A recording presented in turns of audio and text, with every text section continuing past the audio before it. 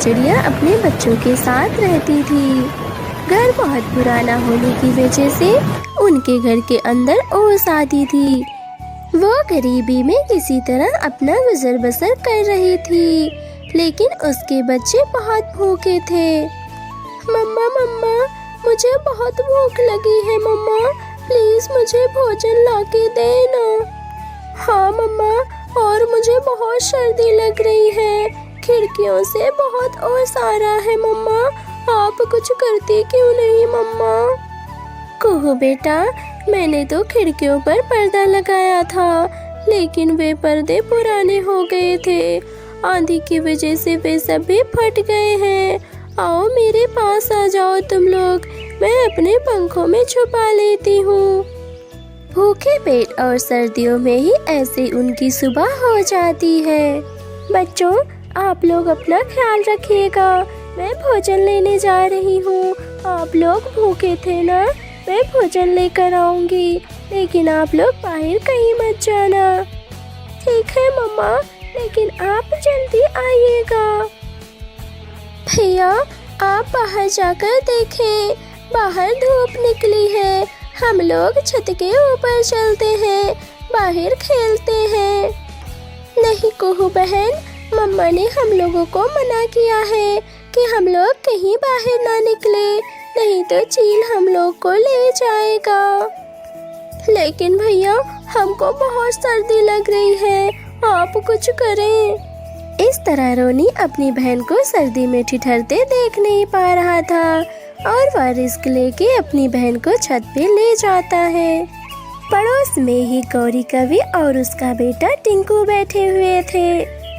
मम्मा मम्मा, देखें, ये गरीब पंछियाँ धूप में आई हैं, इनके पास तो ठंडियों का कंबल ही नहीं है। हाँ बेटा, ये गरीब चिड़िया के बच्चे हैं, इनके पास तुम ना ही जाओ तो अच्छा है, ये गरीब है, गरीब ही रहेंगे, हम लोग तो खुश है ना, इनके पास कभी मत जाना खेलने, नहीं तो ये तुम्हारे खिलौने ले लेंगे। हाँ मम्मा, आप सच कह रही हैं, मैं इन लोगों के पास कतई नहीं जाऊंगा। तभी कुहू रोनी से कहती है, भैया भैया, देखें, टिंकू मेरा खिलौना लिया है और अपना खिलौना बता रहा है।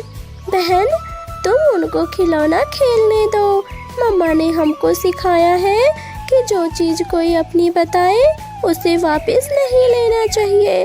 हम लोग गरीब भले हैं, लेकिन हम चोर तो नहीं है ना।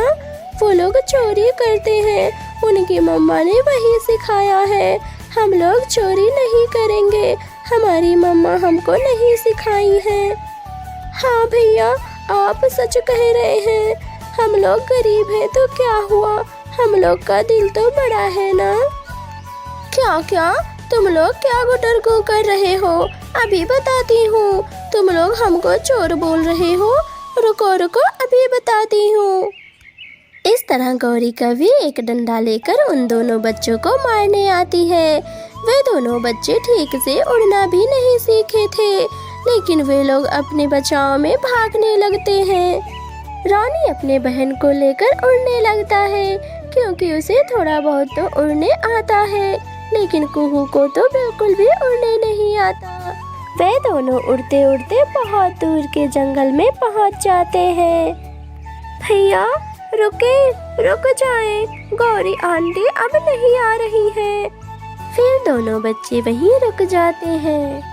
कुहू बहन, हम लोग ये कहाँ आ गए हैं, मम्मा हमको ढूंढ रही होंगी, गौरी आंटी बहुत गंदी है। हाँ भैया, आप सच कह रहे हैं, और मम्मा हम लोगों को ढूंढ रही होंगी।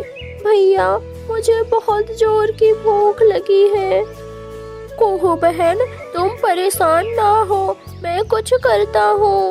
वो देखो, दूर जंगल में कुछ आवाजें आ रही हैं, हम लोगों को वहाँ चलना चाहिए, क्या पता हमको कुछ भोजन मिल जाए। फिर दोनों बच्चे वहाँ जाते हैं। वहाँ छोले भटूरे बट रहे होते हैं, लेकिन वे दोनों पड़ोस के जंगल होने की वजह से उन्हें कोई भोजन नहीं देता। अरे अरे, तुम लोग यहाँ कहाँ आ रहे हो, ये हम लोगों का जंगल है, यहाँ के राजा ने हम लोगों को दावत दिया है, तुम लोगों को नहीं दिया है, तुम अपने जंगल जाओ।